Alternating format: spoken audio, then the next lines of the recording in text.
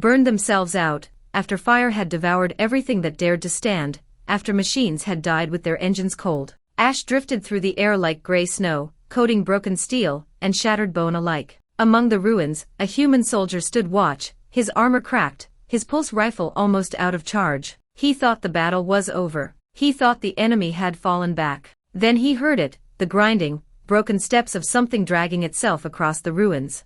Out from the smoke staggered a figure. It was not alien, not human, but something in between.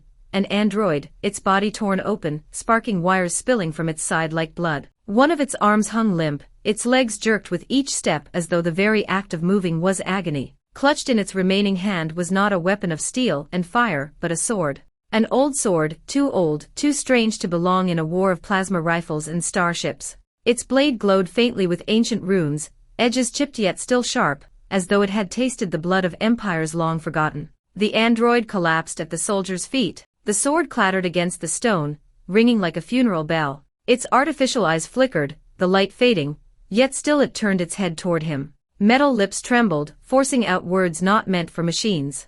"Now, she hunts you." The soldier froze, his breath caught in his chest. "Who?" he demanded, but the android's voice broke, static rising like a scream before its body went still. The light in its eyes died, leaving only the sword, lying heavy and silent between them. The soldier picked it up. The moment his fingers touched the hilt, a shock ran through him, visions flashing like lightning in his mind. He saw a woman, tall, cloaked in shadow, eyes burning with hunger and vengeance.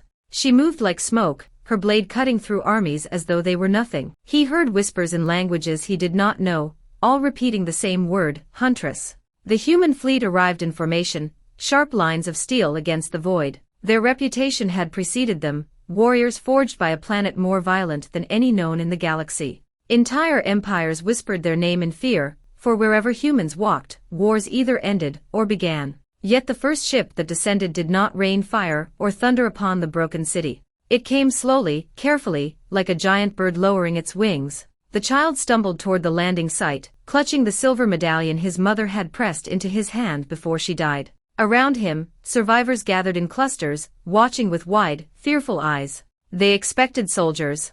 They expected death. What they did not expect was what came next. The hatch opened with a hiss, and from the light emerged figures in dark armor. Their helmets gleamed, their steps heavy on the broken ground. Every alien present flinched, expecting blades or guns.